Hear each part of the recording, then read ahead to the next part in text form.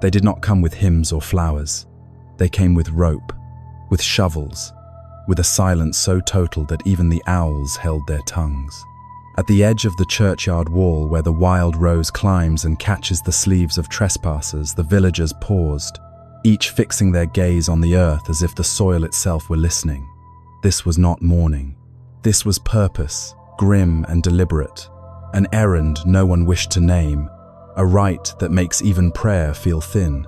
The tools in their hands were not for burial, but for the opposite. The ground hallowed by day had turned ambiguous under moonlight, a threshold where law loosens and older customs breathe again. They had come to undo what daylight had sanctified. There is a fear older than the mountains, older than bells and borders, older than kings. It is the fear of what lingers after the last breath, of the neighbor who will not rest, of the loved one whose footsteps return when all doors are bolted. In this fear, the village stands together, not to weep but to act, because grief can be borne, but an unquiet dead is a contagion of the soul. This is not a tale of distant castles and velvet-lined coffins, not the elegant predation of an aristocrat who dines by candlelight. What haunts these people is closer, rougher, older, a hunger in familiar bones, a shadow that knows every path between house and well. This is the world of the Strigoi. They know the name, though some will not utter it, choosing instead the safer euphemisms: the one who wanders, the one who drinks, the one who knocks. And if you pressed them, if you asked what could compel them to come beneath a moon like a blind white coin and wrest a coffin from the earth, they would tell you in whispers. It is not cruelty that drives them, but mercy of a bleak kind. Better to violate the boundary once than to have the boundary violated every night for 40. Better to confront the thing they themselves have, by neglect or omen or chance, brought into being, than to let it pick their children clean of breath. So they work. The first shovel bites are always the loudest, and every man flinches at his own noise. The women hold the lanterns high, and even in this they observe the small ancestral niceties. 3 turns widdershins around the grave before the first spade, a pinch of salt tossed over the shoulder, a murmured cross traced in the air, not church-sanctioned, not taught from pulpits, yet older than any sermon. The flame of each lantern is cupped against the wind as if it were the only friendly thing left. Their faces look carved, cheekbones stark under the wash of light, shadows deep enough to hide a prayer. What could drive a community to this? To strip the most sacred ground of its quiet, to open a house meant to remain shut until trumpet and thunder. To answer that, we must step backward along paths that existed before streets and calendars, to a time when the first temples had bark and leaves, and the first priests knew the language of running water. Before the bells rang out to mark the hours, before Rome's roads sewed provinces together with stone thread, there were forests that moved like a single living mind, and people who learned to live as guests within them. They were taught by the undeceiving facts of winter, by the return of wolf and snow, that everything has a spirit, and the spirit remembers. In that older knowing, a person did not vanish at death into a remote, sealed sky. A life separated from breath did not cease. It thinned, it changed rooms. The soul remained near among the trees it once passed, at the threshold it once crossed each dawn, in the field where its hands learned the wheat's slow grammar. The wolf was more than a beast. It was a patrolman of borders. The river was not moving water, but a temper with moods. A grave was not a lock. It was a doorway with a church's seal pressed into its wax. And sometimes, too often, doorways work both ways. The villagers digging now are heirs to that memory, whether they admit it or not. They carry prayers like water in their mouths and leak a little of the old religion every time they drink. Their priest will say that the earth is God's and the dead belong to paradise or judgment. He will be right, and still the people will glance at the forest and feel watched. Their faith, honestly embraced, has never fully drowned out the subterranean hymn of an older covenant. In that deep music, the worst fate is not to be wicked, but to be restless. Worse than a sinner, is the one who will not stay where the earth put him. So the shovels bite, and the damp perfume of soil rises loam and root, and the faint iron of stones rubbed smooth by centuries. The men trade places when their arms burn. Someone remembers to invert the kitchen pots at home before leaving, to keep wandering presences from nesting while the house is unattended.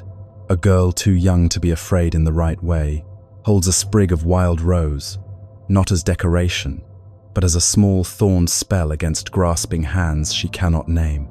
An old woman mutters grain-counting charms. If scattered millet was left on the doorstep tonight, and if a certain visitor truly came, dawn would find the grains disturbed and some grudging hope in that evidence. Not all riddles solve the same way. Some are counted to death. The coffin, when they find it, answers with a hollow thud. No one breathes for the space of a heartbeat and a half. In that pause you can hear the whole architecture of their fear. The way illness has braided through one family in a ladder of funerals. The way the cow dried up as if milk were a candle snuffed by an invisible thumb. The way the little one wakes each morning with a violet bruise like a thumbprint at the shoulder. They have explanations to hand God's will. Harsh winters, bad air, but explanations are thin ale against a thirst like this. A name with teeth, a story with shape, a monster with a heart you can pin to wood. These things lend weight to grief and therefore a handle to lift it. It bears saying, they do not do this easily. There is a cost, a spiritual tax that will be paid in dream and conscience for years.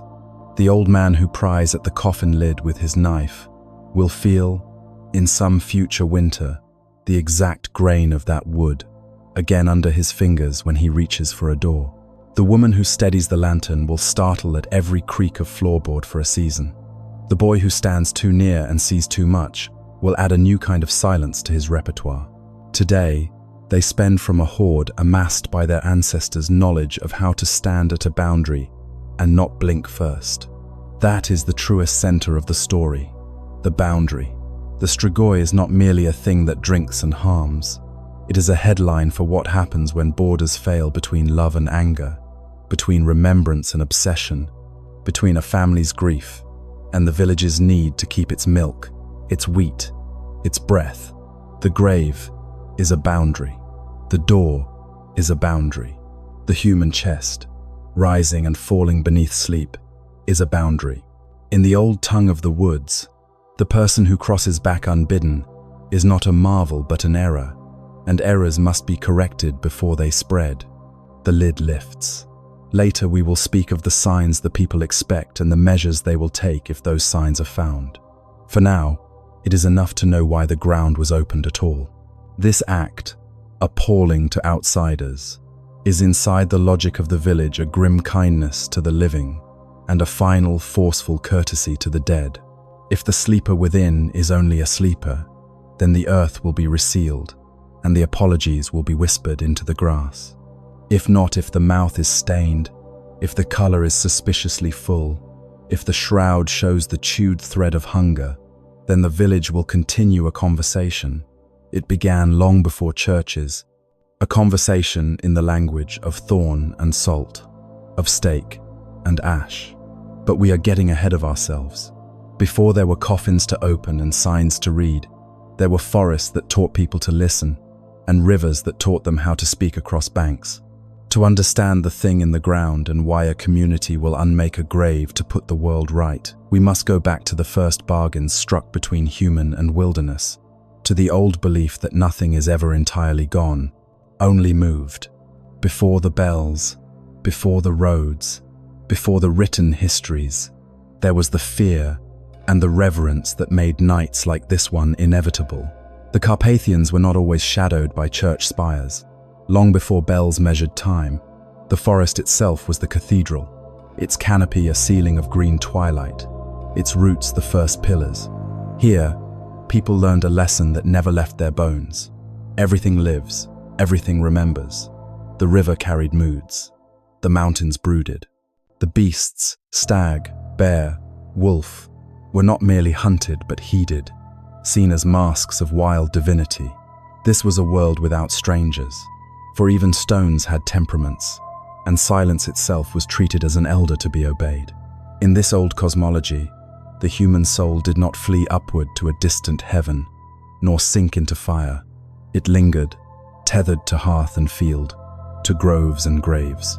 When a man died, his shadow still warmed the chair by the door. A woman's spirit, soft as smoke, might visit the cradle where her child slept. Death was not a departure, it was a thinning, a soft veil between. The ancestors did not vanish. They folded themselves into bark, wind, and memory. To walk the path at dusk was to walk among them. But the forest temple had its darker catechism. Just as rivers could flood and wolves could slaughter, a restless soul could sour. An anger left unspoken, a hunger left unsated, these clung like burrs to the dead. Such spirits, trapped between their longing and their grave, were feared as contagions of misfortune.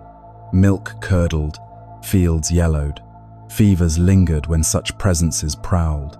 The villagers told themselves stories, not for entertainment but survival. A soul must be soothed, guided, and if necessary bound. When Christianity came, cloaked in incense and Latin, the forest gods did not evaporate. They went underground, into the marrow of custom. The saints painted on icons wore two faces, Christ upon the surface, but beneath him, the whisper of an older guardian.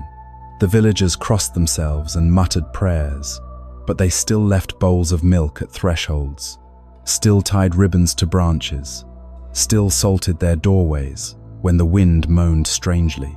The new faith conquered, yes, but in conquest it became braided with what it sought to erase. Demons bore the names of old river spirits, devils carried the shapes of wolves.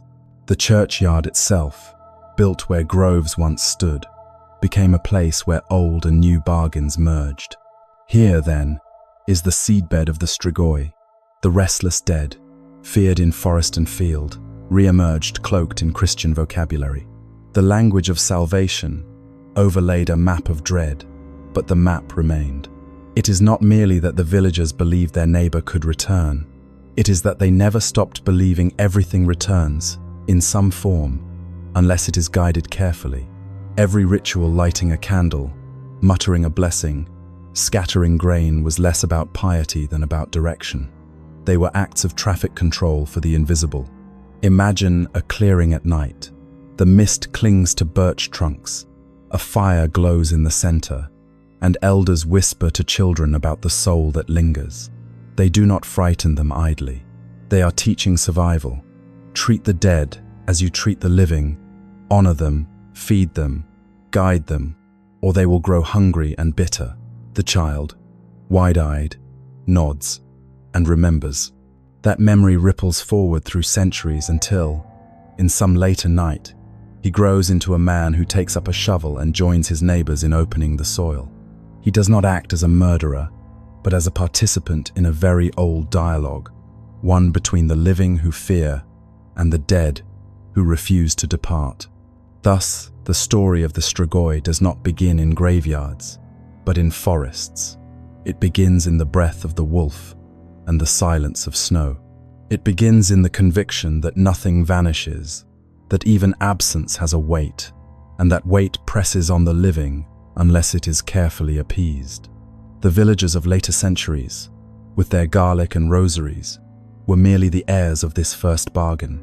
Before there were coffins to unseal, there were groves to guard, and before the undead stalked villages, the living already knew what it meant to be haunted by kin. The old Greek historian Herodotus, writing in the 5th century before Christ, left us a curious portrait of the tribes in these mountains. He called them valiant, even just, but strange in their intimacy with death. He spoke of the Getae, who believed they did not truly die, but went instead to a figure named Zalmoxis, a prophet to some, a god to others. This was no paradise of harps and quiet repose. To them, immortality meant continuation, feasting and existing in the presence of their chosen divinity. The boundary between this world and the next was a veil thin as smoke. Yet their devotion was not gentle. Every 5 years, they chose one among them to travel to Zalmoxis as a messenger. This envoy, entrusted with the needs of the people, was hurled upon 3 sharpened spears. If he died swiftly, the gods had accepted the offering. If not, the fault was his own sin, and another was chosen in his place. To modern ears it sounds barbaric, but to them it was an act of communication, as natural as prayer. Their theology declared what their rituals enacted. The world of the living and the dead are stitched together, and the seam can be ripped open with blood and iron. Imagine the scene not in the cold prose of Herodotus, but by torchlight in some ancient village square. The air smells of pine and smoke. The chosen man stands trembling, yet exalted, crowned with oak leaves, his body painted with ochre spirals that mimic the motion of stars. Drums beat like thunder, from a storm held back only by will. His death is no crime, but a passage violent, yes, but sanctified. He becomes a spear, hurled not into flesh but into the unseen. His cry carries the petition of the people through the trembling fabric of the worlds. Such rituals echo far beyond their time.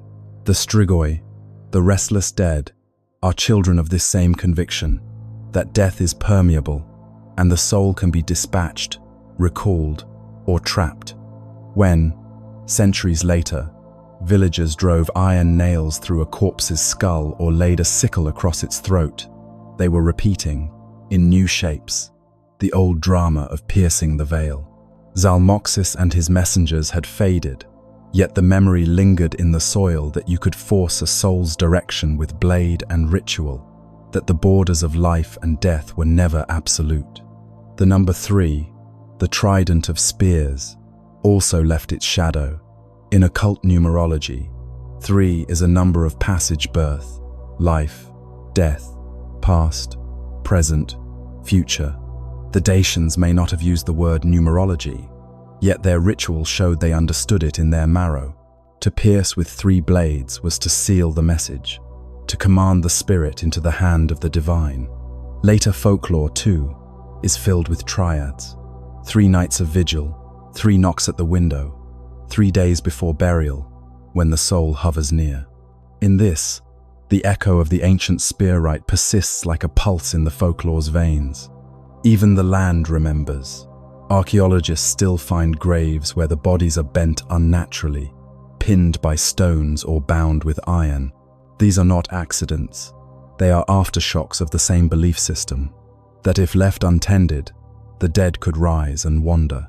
Better to anchor them with the weight of earth and the language of ritual violence. The Strigoi, then, is not merely a tale of superstition, but the heir to an ancient theology, one that treated death not as a line, but as a door, always ajar, sometimes pried open, sometimes forced shut. When Christianity arrived, the figure of Zalmoxis faded into demonhood, but his lesson that the soul lingers, that immortality is perilous, that rituals bind the unseen remained stubborn. And in that persistence we can glimpse the ancestry of the vampire myth.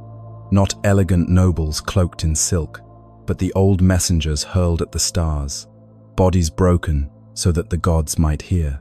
The Strigoi is their descendant, a memory of spears disguised as fangs, a shadow of immortality turned sour.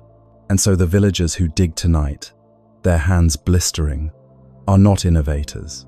They are repeating a cycle that began when men believed they could pierce the sky with sharpened wood. They are not only hunting a monster, they are rehearsing an ancient ritual of communication, turning their fear into a message meant for forces older than Rome and deeper than the grave. Some destinies are whispered at the very moment of birth. In the old villages, midwives bent close to newborns, not only to hear their cries, but to read the omens written in flesh and circumstance. It was believed a child might enter the world already marked not by sin alone, but by fate itself chosen for a life shadowed by the Strigoi. Most feared of these signs was the caul.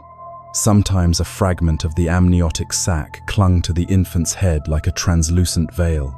In medicine it was harmless. In folklore, it was a shroud borrowed from the other world. A midwife who mishandled it risked catastrophe. If the child swallowed so much as a thread of that membrane, Their destiny was sealed. They would return from the grave as Strigoi. The ritual to prevent this was delicate. The caul had to be removed, dried by the hearth, and either burned to ashes or hidden as a talisman. Some mothers sewed a piece into a pouch for protection, as if the very curse could be inverted into a shield. But the village never forgot. That child grew up under a quiet scrutiny, each illness or quarrel stirring suspicion that the dark seed was sprouting. Numbers, too, could carve fate. The seventh son of a seventh son carried immense weight in the imagination of the people. 7, the holy, perilous number, was believed to open unseen doors. Such a child might be gifted with second sight, able to heal the sick or whisper with animals. Yet gifts in folklore always come twinned with curses. The seventh son was said to carry a second soul, often in animal form, restless and wild. In life, this lent him power. In death, it doomed him. That second soul was thought to claw its way free of the grave, dragging the body behind it, hungry and unsatisfied. To be born seventh was to live as both healer and suspect, a revered and feared figure whom the village watched with both hope and dread. Birthmarks of the spirit were not only physical. Social transgression stained the newborn as surely as a caul. An unbaptized infant, should it die, was thought vulnerable to dark forces, wandering in limbo, easily twisted into Strigoi. A child born out of wedlock bore another kind of mark. The sin of its parents pressed upon its soul. Such children often grew beneath the weight of gossip, every misfortune of the village circling back to them. A cow failing to give milk, a storm flattening the barley, a sickness spreading too swiftly, these could all be laid, in whispers, at the feet of one born under an unlucky star. Thus from the very beginning, some lives unfolded in shadow. A child born under such omens might grow strong, even kind, yet always remain half in, half out of the community. Their glance too sharp, their silence too long, their laughter inopportune, all became threads in a tapestry of suspicion. And suspicion, in a world of fragile harvests and cruel winters, was as dangerous as hunger. For the marked were not merely feared for what they might do in death, but for what they already were, vessels of imbalance, walking portents that reminded their neighbors how thin the veil of safety truly was. The midwife, then, was not simply a bringer of life, but a guardian at the threshold, equal parts healer and priestess. With salt and thread, fire and whispered charms, she tried to steer fate itself. She knew what the others only suspected, that the boundary between cradle and coffin was narrow, and that sometimes the infant's first breath already smelled faintly of the grave. And so the tale of the Strigoi is braided into birth as much as into death. The grave may be the stage of horror, but the prologue is spoken in the birthing room by women with calloused hands and ancient words. Every omen was a warning, every ritual a hedge against futures too dark to contemplate. To live was already to be watched. To die was to risk returning. The Strigoi was not always made by choice. It was often written, silently, on the child's very first night. Some destinies were written not in deeds, but in the very moment of birth.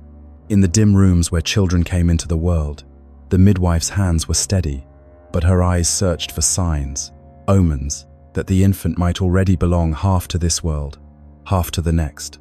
The most dreaded of these was the caul, a thin membrane of the birth sac, clinging to the baby's head like a ghostly veil. Medicine would call it harmless. Folklore named it a shroud from the other side. If mishandled, if even a thread of it slipped into the child's mouth, the fate was sealed. That child would rise as Strigoi. To avert this, the midwife dried the caul by the hearth, burned it to ash, or hid it away as a talisman. Some families kept it in small pouches, believing the curse could be inverted into protection. But protection never erased suspicion. The child grew beneath the weight of watchful glances, every fever or quarrel stirring whispers, "The mark is waking." Equally powerful was the omen of number. The seventh son of a seventh son bore the gravity of myth. 7 was a sacred, perilous number, a hinge between worlds. Such a child was said to hold the gift of healing, or the second sight to glimpse what others could not. But power always came entwined with peril. The seventh son was believed to harbor a second soul, often imagined as an animal spirit. In life, this lent strange gifts. In death, it doomed him. That second soul would claw its way free, dragging the body behind, restless and ravenous. Villages both feared and needed such children, honoring them with petitions yet dreading their funeral. Not only omens of flesh, but of spirit, marked a child. An unbaptized infant who died was thought to drift in dangerous limbo, vulnerable to demonic hands, likely to return as Strigoi. A child born out of wedlock carried the stain of its parents' sin, branded in the eyes of neighbors as a vessel already outside God's order. When sickness struck or storms ruined the harvest, blame flowed toward these marked ones, proof to the fearful that fate itself had written them into the dark ledger. Thus, from their first breath, some lived under a shadow that never lifted. Their words weighed more, their silences seemed louder, their every action scrutinized for cracks where the supernatural might show through. Suspicion became a kind of inheritance, a chain heavier than any poverty. The midwife, then, was not simply a bringer of life, but a guardian at the threshold, equal parts healer, judge, and priestess. With salt and thread, fire and whispered charms, she wove unseen defenses, trying to guide fragile souls away from the pull of the grave. She knew, as all her people did, that the cradle and the coffin were not far apart, that a child could be born, already bound to return. And so, even before the grave was dug, the Strigoi was waiting, not in coffins, not in shadows, but in the trembling moment when a child first opened its mouth to cry. Every omen was a sentence, every ritual a desperate attempt to rewrite it. The villagers lived knowing some were destined to rise again, and their fear was not only of death, but of birth itself. The villagers feared the Strigoi not only in death, but in life. They whispered of the Strigoi V, the living Strigoi neighbors, and kin, who walked among them with hearts as black as coal, and eyes that drank envy like wine. These were not corpses clawing from the grave, but men and women of flesh, cloaked in suspicion, who possessed the power to steal without touch. It was said they could drain the manna, the life essence from the world around them. A cow that gave no milk had likely been robbed by a Strigoi. A field that withered beneath clear skies had likely been cursed by their glance. Even a healthy man could wake weak and hollow-eyed, his strength siphoned in the night by someone who smiled at him in daylight.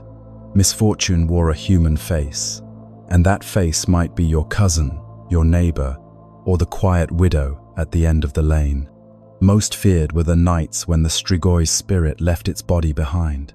On certain holy evenings turned perilous, Street Andrew's Eve, Street George's Eve, the soul was believed to slip out, clothed in animal guise, a moth, a dog, a serpent, or a raven. These wandering doubles gathered at crossroads and forest clearings, places where boundaries bent thin. There they fought spectral battles, armed not with swords but with the tools of daily life, spindles, scythes, distaffs, or knotted clubs. Invisible to mortal eyes, the outcome of these ghostly wars determined the village's fate for the year abundant harvest or famine, health or wasting sickness. The people slept while their destinies were being contested in secret wars of shadow and envy. Dreams themselves betrayed the Strigoi's reach. Villagers claimed to feel their bodies grow heavy, pinned by unseen weight, or to wake drenched in sweat after visions of a neighbor grinning from the threshold. Sleep was not rest but peril, for the Strigoi could visit as a nightmare wearing the face of someone you knew too well. The logic of the village demanded scapegoats. When hail stripped the barley bare or drought cracked the soil, the living Strigoi became the explanation. People needed a culprit they could point to, a human vessel for nature's cruelty. The Strigoi V provided that vessel, binding misfortune into a name and a body. In their fear, the villagers discovered a grim comfort. Misfortune was not random, it had a face that could be cursed in return. Yet even scapegoats required defense.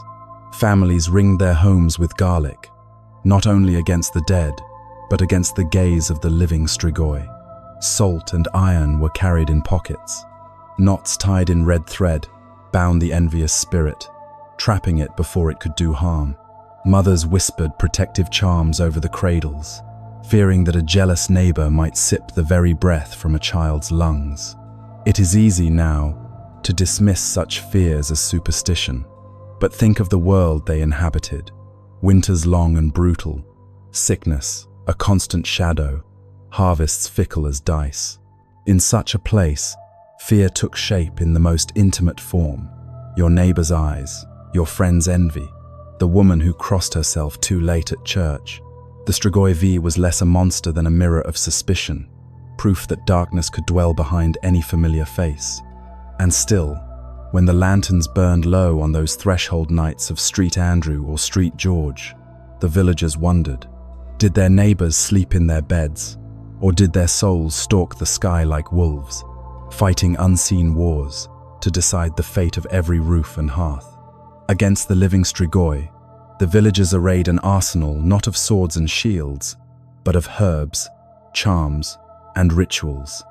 This was a war fought with garlic cloves, rose thorns, and smoke, the humble weapons of people who believed the unseen could be wounded by scent, shape, and symbol.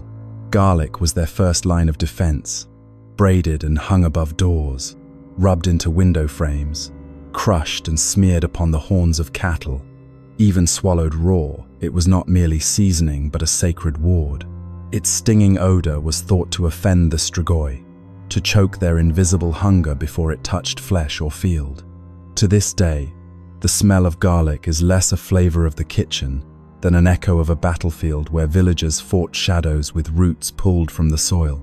But garlic was not alone. The wild rose, its stems studded with thorns, was believed to entangle wandering spirits. Branches laid upon windowsills or woven into wreaths became traps for any spectral intruder, a snare of nature's own design. A Strigoi slipping through the night might catch its essence upon the thorns and be held there until dawn.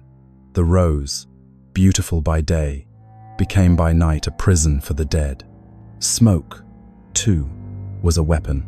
Incense burned in censers, fragrant herbs tossed into hearth fires, their fumes curling through rafters like invisible nets.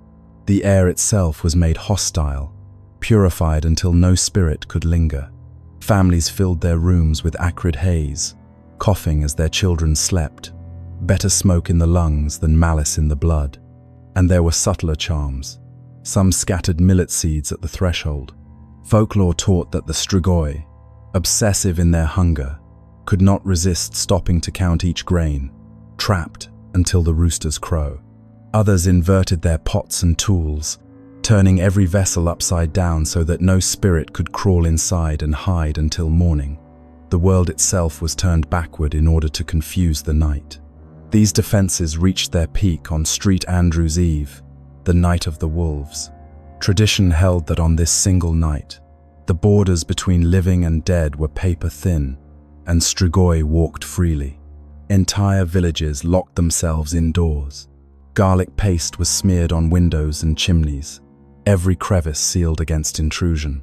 Pots, knives, even brooms were turned upside down.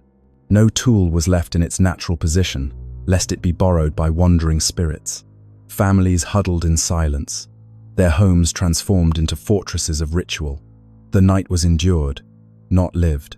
It was in such moments that Christianity and older faiths braided most tightly. The sign of the cross guarded the threshold, while wild herbs whispered of pagan woods. A priest's blessing might hang over the door, while the smell of garlic smoldered beneath it. Villagers prayed with one hand and scattered seeds with the other, layering protection upon protection, as though God and earth together might be persuaded to guard them.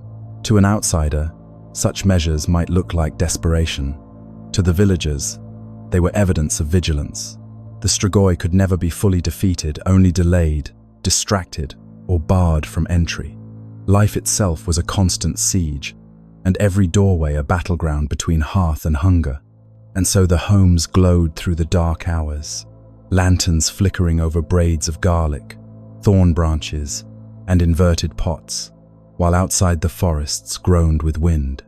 If the Strigoi prowled, they prowled unseen, thwarted by the pungent, the thorned, the counted, and the crossed. Survival was not strength but cunning, 1,000 tiny rituals stitched together into a fragile armor against the night. Not all deaths were equal. In the eyes of the old villagers, a good death was as much a safeguard as a prayer. The body fading in its bed, kin gathered close, the priest whispering the final rites, holy water at the lips, and candles burning to light the soul's passage. A good death meant a peaceful journey, the spirit unbound, the earth satisfied. But a bad death, violent, sudden, or shameful, was another matter. Such an end tore the veil instead of parting it gently. From that tear, the Strigoi might emerge. The most feared was suicide, seen not as despair alone but as rebellion against God's gift. The one who turned their hand against their own life was denied holy ground, cast instead into crossroads, where travelers and spirits alike might tread upon their grave. Crossroads graves were not accidental, they were prisons, meant to confuse the soul, to keep it wandering forever at intersecting paths. But even there, the villagers whispered, the dead did not always stay. Murdered souls were equally perilous. To die, with blood still hot in rage or terror, meant the spirit carried unfinished violence. Such a ghost was thought to claw back toward the living, vengeful, dragging others into its grievance. A traveler killed far from home, deprived of ritual burial, risked becoming a wandering shade, haunting forests and roadsides, searching for the kin who failed to bring them back. And if one died beneath a curse struck by the malice of witch or Strigoi, their corpse itself was tainted, destined to rise as a vessel of borrowed evil. Perhaps most intimate of all was the death of grudge. A man wronged by his kin, a woman cheated of her dowry, a neighbor betrayed if bitterness was the last breath upon their lips, then bitterness fueled their return.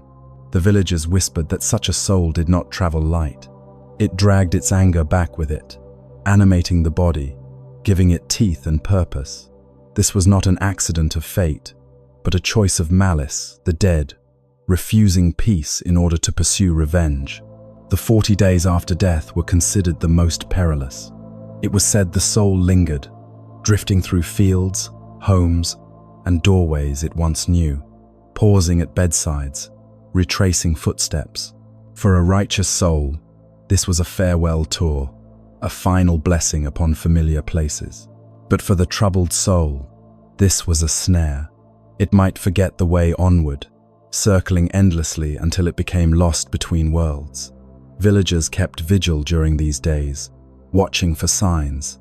Mirrors were covered, lest the soul glimpse itself and be trapped. Clocks were stopped, halting time until the journey was complete. Candles were burned constantly, lighting a road the living could not see. At burial, safeguards multiplied.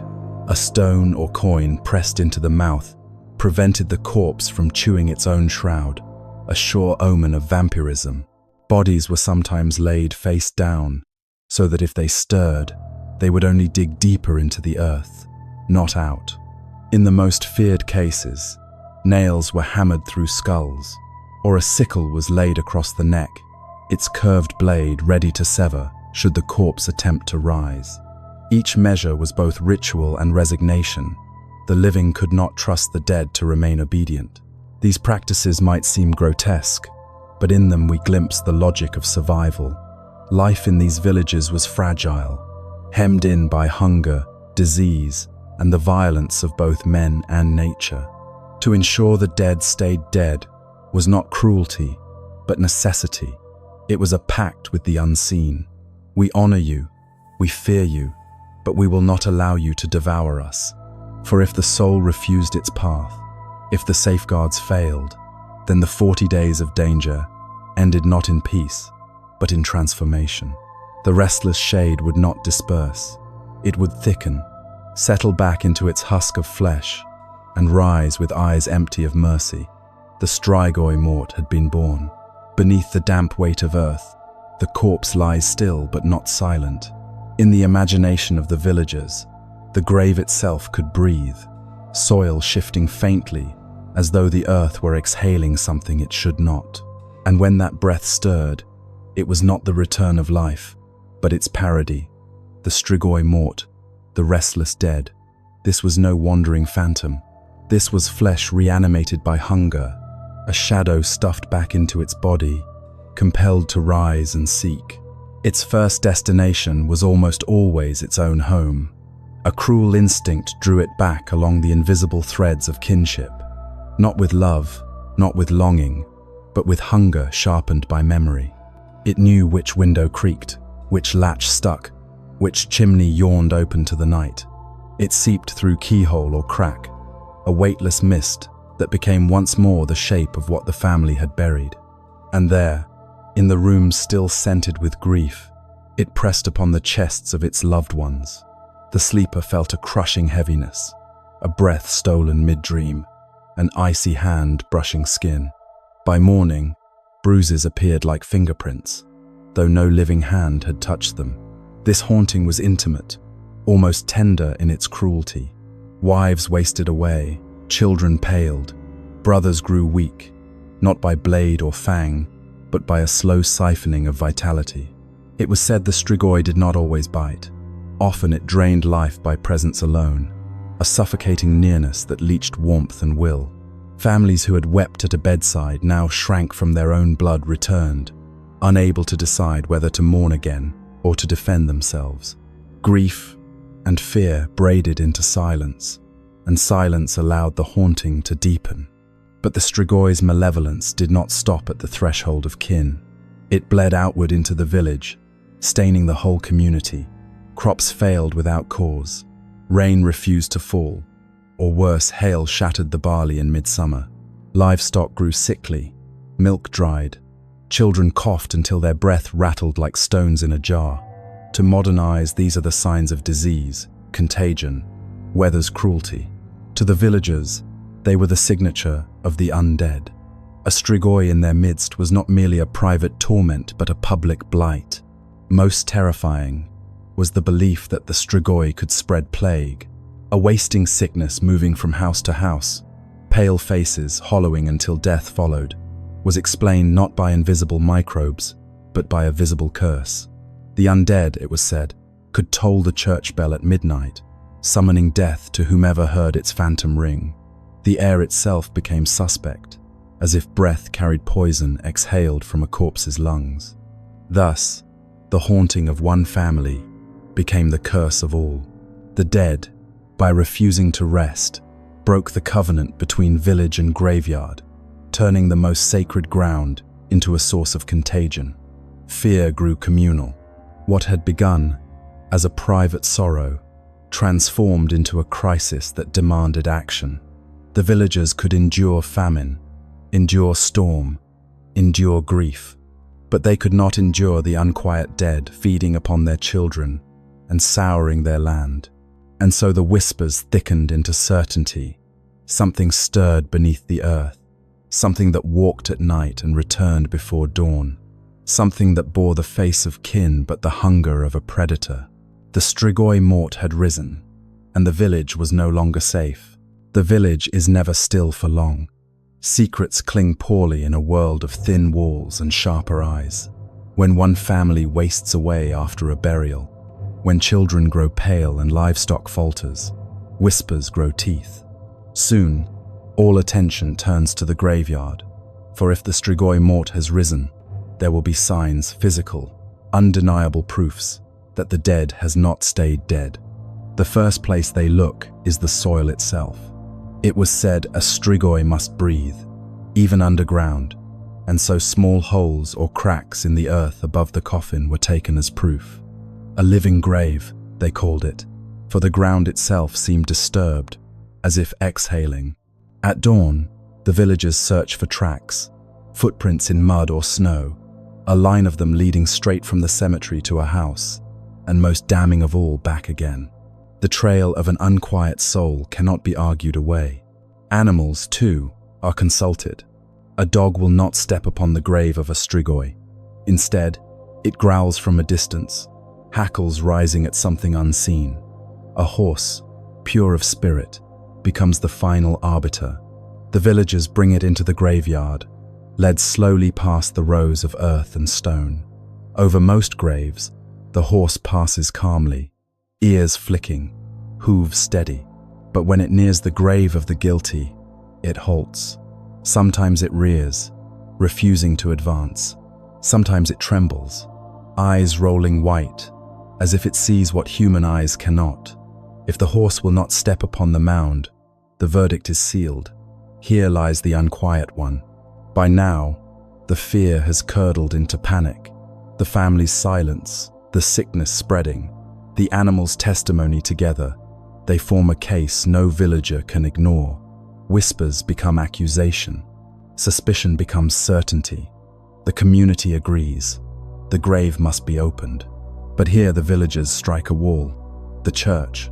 They bring their fears to the priest, laying out their evidence: the bruises on the children, the empty milk pails, the footprints at the door. They beg him to lead them into the cemetery, to sanctify the act, to drive the Strigoi to rest. The priest, caught between worlds, hesitates. As a son of the village, he may believe their fears. But as a man of the cloth, he answers to doctrine. The church condemns such practices as superstition, pagan remnants, devil's work. Prayer, confession, holy water, these, he insists, are the weapons against evil. To desecrate a grave is to sin against God. This refusal cracks the village into factions. Some cling to the priest's words, desperate for heaven's order to prevail. Others, their fear too sharp, mutter that faith without action is weakness. Anger stirs, abandonment festers. If the shepherd will not defend his flock, then the flock must defend itself. And so, in many tales, the villagers take matters into their own hands, shovels and lanterns in the night, moving against both monster and church. Here, then, is the deepest tension in the Strigoi legend, the struggle between official religion and the older, darker faith of the soil. To the bishops in distant cities, the villagers' rites are barbarity. To the villagers themselves, they are survival. When the horse refuses to cross the grave, when the footprints return to the door, when the family wastes away, what good is a doctrine that tells them to wait and pray? Their children are dying. Their cattle are dying. The Strigoi walks at night. And so, with or without the priest, the decision is made. The grave will be opened. Proof has already been found. Now they must confront what lies beneath the soil. For the safety of the village, for the survival of the harvest, for the breath of their children, the dead must be made to rest. The 18th century fancied itself the age of reason. Philosophers in powdered wigs debated logic and natural law in candlelit salons, confident that the world's mysteries could be measured and mastered. Yet even as quills scratched across parchment in Vienna and Paris, the Carpathian frontier whispered of horrors that mocked the Enlightenment's pride. And when those whispers reached the desks of imperial administrators, the old folklore burst into the polished chambers of empire, with a violence no scholar could dismiss. In 1725, in the small Serbian village of Kiselova, a peasant named Petar Blagojević died and was buried with little note. But within 10 days, a wave of deaths swept the village. 9 more lay in their graves, and those still alive swore that Petar himself had visited them at night, throttling, pressing, draining the life from their chests. His widow claimed to have seen his ghost. The panic became so great that the villagers appealed to the local imperial officer, Frombold. Frombold was no rustic. He was a bureaucrat of the Habsburg crown, a servant of order and reason. But he found himself surrounded by peasants in revolt, their terror sharpened into resolve. Fearing riot, he yielded. By torchlight, they exhumed Petar's coffin. What Frombold witnessed, he later recorded with the dispassion of an accountant. The body, though dead for days, showed no decay. Its nails and hair appeared longer. Fresh blood stained the mouth. When a sharpened stake was driven into its chest, a torrent of crimson gushed forth, and the villagers cried that the monster was destroyed. Frombold's dry report, sent back to Vienna, was anything but dry to those who read it. A corpse bleeding like the living. What did this mean in an age that worshipped reason? But the shock did not end there. In 1732, in the village of Medvegia, another tale rose that would eclipse Blagojević's. Here lived Arnold Paole, a soldier who confessed in life that, while serving in Greece, he had been tormented by a vampire. To free himself, he claimed to have eaten soil from its grave and smeared himself with its blood, a cure as grisly as the affliction. Not long after his return home, Paole died in an accident. Yet death did not silence his story. Villagers claimed he haunted them, and soon deaths followed. When his body was exhumed, it was found ruddy, fresh, bloodied at the lips. The villagers staked him, burned his body, and scattered his ashes. But the horror multiplied. Paole's cattle were believed tainted by his feeding, and those who ate their meat fell ill and died. Years later, a second outbreak of death swept the village. This time, imperial authorities dispatched a full commission, led by Johannes Flückiger, a senior army surgeon. Flückiger and his team examined 13 corpses. What they reported chilled Europe. Bodies undecomposed, skin supple, hearts filled with liquid blood, groans heard when stakes pierced flesh. The language was clinical, detached, yet the details screamed impossibility. Reason had recorded the supernatural in the ink of science. These reports, translated and circulated, became an intellectual wildfire. Philosophers like Voltaire read them with grim amusement. Theologians debated their implications. Doctors puzzled over their implications for the very nature of death. The salons of Paris and Vienna were haunted not by peasant superstition but by imperial surgeons testifying to monsters. The Strigoi, once a tale muttered by firelight in the Carpathian dark, now strode across Europe's stage, clothed in official seals and medical Latin. What had begun as folklore became public hysteria, a contagion of fear and fascination. Pamphlets spread the stories, artists sketched grotesque resurrections, and intellectuals wrangled over whether the accounts proved demonic activity, medical anomaly, or mass delusion. But one truth was undeniable. The Strigoi had breached the walls of reason. The Enlightenment had sought to banish shadows, yet here shadows walked beneath the scrutiny of surgeons, bleeding when pierced, groaning when condemned. In these encounters, we see the birth of the vampire as we know it, not yet the aristocrat of Gothic novels, but no longer merely the peasant's fear. The Strigoi had become a European obsession, its roots in the soil of superstition, its branches entangled with the quills of philosophers and the scalpels of doctors. And beneath it all, in Kisilova and Medvegia, in graves disturbed and bodies staked, lay the primal terror unchanged, that the dead can return, and that reason itself trembles before them. The decision to open a grave was never made lightly, but once it was taken, there was no turning back. Under the cloak of night, the men of the village shouldered their shovels, their lanterns swinging like dim suns in the dark. The women followed with prayers and charms, while children clutched wild rose branches as if thorns alone could hold back the abyss. They moved as a procession, but not one of mourning. This was a ritual of war. When the coffin was heaved from the earth and its lid pried open, the villagers sought unmistakable signs. A Strigoi did not look like a corpse. Where decay should have hollowed cheeks, the face was full, ruddy, even swollen as if fed. Eyes sometimes stared wide, lips wet with fresh blood, hair and nails seeming to grow as though time itself had refused its claim. Worst of all, shrouds were found gnawed from within, the cloth chewed by a hunger too desperate to wait for kin. These were not coincidences. To the villagers, they were proofs the body within was no longer one of their own. Then came the second killing. A stake, carefully chosen from ash, hawthorn, or wild rose, was driven through the chest. These woods were sacred, believed to bind spirits and pierce corruption. The act was not wanton violence, it was liturgy in splinter and blood. Some swore they heard groans escape the corpse, others that a gush of blood poured as though the heart still beat. But one act was never enough. The head was severed, often with a shovel's blade, and placed between the feet or turned face down to confuse the spirit. The mouth was stuffed with garlic, lest it whisper curses. Finally came the fire. The heart, cut from the chest, was taken to a crossroads at midnight, the place where all paths meet and none belong. There it was burned to ash, flames licking upward as if devouring more than flesh. These ashes were not discarded. They were gathered, mixed into clean water, and drunk by the afflicted family.